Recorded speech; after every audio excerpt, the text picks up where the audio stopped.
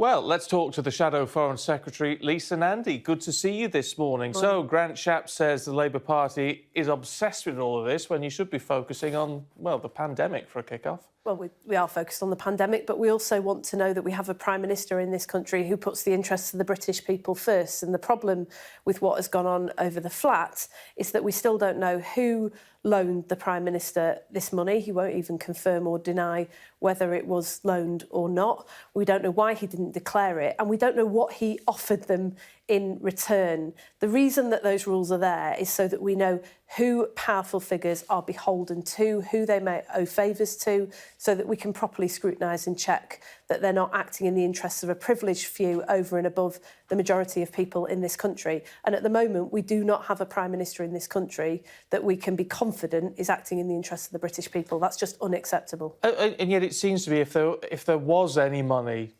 lent for this, it seems to have come from CCHQ, doesn't it? From the Conservative Party itself, in effect. We have absolutely no idea, and that is the problem, that days after these allegations surfaced, we still haven't got any clarity from the government, from the Prime Minister, about what has gone on. His press secretary said that there was a donation made, a loan made. He said that there wasn't. Somebody is lying here, and we have to have a government that is prepared to be open and honest with the British people and is prepared to tell the truth. Over the last few weeks, what we've seen is a mass of revelations about the very murky financial dealings and cosy relationships at the heart of government. We've got a situation where the Crown Prince of Saudi Arabia can pick up the phone to the Prime Minister and try and subvert processes that are meant to protect football fans in this country from the sort of nightmare scenario that we went through in Wigan with the collapse of Wigan Athletic.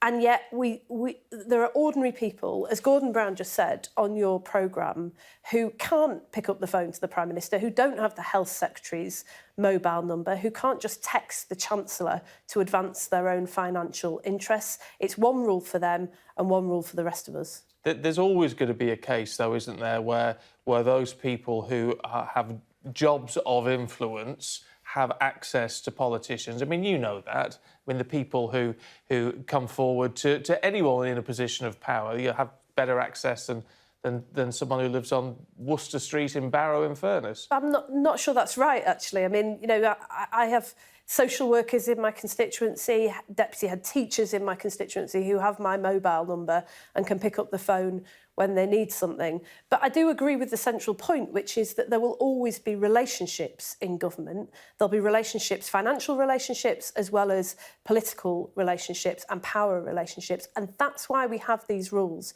about declaring donations, about being transparent and honest, so that people can be assured that there isn't one rule for them and another rule for the rest of us. I mean, the bottom line here is integrity, isn't it? Whether it's... Does it have to be real integrity or perceived integrity? I think the bottom line is integrity, it's honesty and it's accountability. And on all three of those measures, this Prime Minister is falling short. We've got to see him come to the House of Commons, make a statement about this, come clean about who offered him money, who he took money from, and what he owes them in return. Why hasn't he declared these donations? We've got to start to clean up this sleaze at the heart of government. It's interesting, when I was talking to Gordon Brown, now he was very careful not to suggest Sir Keir should follow a different path on this, but he was very clear within the interview that, you know, he thought this was, you know, an issue that was nowhere near as important as, say, the situation in India and the global need to tackle the pandemic, you know, the idea that we need to now take a global view on the pandemic. I mean, what do you take from that? Do you think you are pushing a domestic issue when perhaps it is not the time to do so? No, I think honesty, trust and integrity are absolutely vital in a democracy. Otherwise, the system can't survive, it collapses. So I don't see any dissonance between wanting to focus on the situation in India and wanting to see the government step up and wanting to see a government that acts with integrity that the British people can trust. The two things are synonymous. They go absolutely hand in hand. That's why Boris Johnson will face questions, I'm sure, at Prime Minister's questions later today about why he has behaved in the dishonest way that he has. But it's also why Dominic Raab, the Foreign Secretary, will face questions from me later today about why we're not doing more to tackle what is now a global emergency, no longer a domestic crisis in India. And what do you want to see the Foreign Secretary do in terms of India? Because we're talking of them surpassing 200,000 deaths. I mean, the likelihood is it is probably many times more that. Absolutely. I mean, there are 2 million confirmed cases in India. Don't forget, this is a country that is 20% of the world's population. This really is now a global emergency. There's far more we can do. We sent 600 pieces of surplus equipment over on Sunday, but we could do far more. Particularly, the UK is a world leader in genome sequencing and epidemiology. We can map and track variants of the virus, which will not only help to get what is happening in India under control, but also help to make sure that those variants don't spread to other parts of the world, including the UK. We need a proper plan from the government about how they're going to step up and tackle this global emergency, and that's what I'll be asking Dominic Raab today. I mean, we have this very strange situation where we are providing them, well, they're buying the AstraZeneca vaccine, but effectively it cost. It would seem, and yet we seem to be buying 5 million doses of vaccine from India. Should we be doing that? Well, one of the questions I'll be asking Dominic Raab today is, do we have surplus doses of the vaccine that we could use to help?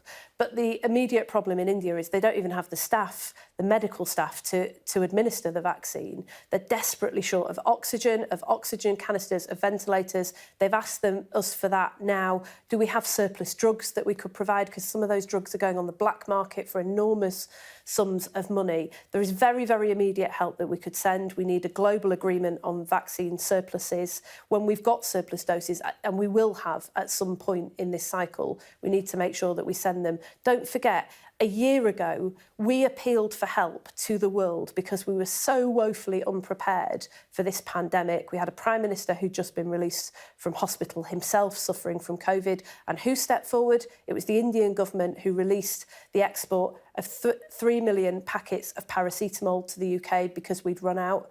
They stepped up for us in our hour of need, and we absolutely need to step up for them. I mean, the Transport Secretary telling us that, that we have sent over equipment for oxygen concentrators, which sort of pull oxygen supplies out of the atmosphere. I mean, that clearly is a step in the right direction, but you think, do you, that there is actually a lot more we can do? We sent 600 pieces of equipment. It was the right thing to do, but we haven't seen anywhere near the peak of this crisis in India. Experts predict that it's going to be 3 weeks before we see the peak of what's happening, and we're already seeing people turned away from hospital, dying in hospital car parks, crematoriums overwhelmed, people burning bodies in their back gardens. We can't afford to step back now. We should be working with the United States, who've already sent supplies over, Germany and other countries, in order to coordinate our efforts and do far, far more. In terms of that coordination, I mean, does the UK need to be seen as not just a provider of aid, but a broker of aid? I think there are diplomatic efforts that we could deploy to make sure that India is getting the supplies that they need, particularly in the region. There's more that we could do to ensure that supplies are sent very, very quickly. We also need to help India ramp up its manufacturing capacity. There's been a huge debate about whether more doses of the vaccine should be donated by wealthier countries who have lots of those doses, as you suggested, on order. But the truth is, if we end up in a situation where we're pitting India against Britain and countries against one another, we're all going to lose. To eradicate this virus, we need to eradicate it everywhere. And that means that we need to ramp up our manufacturing capability in countries like India. And the UK government could offer expertise and help to the Indian government in order to make sure that that happens. Lisa Nandy, it's good to see you this morning. Thank you.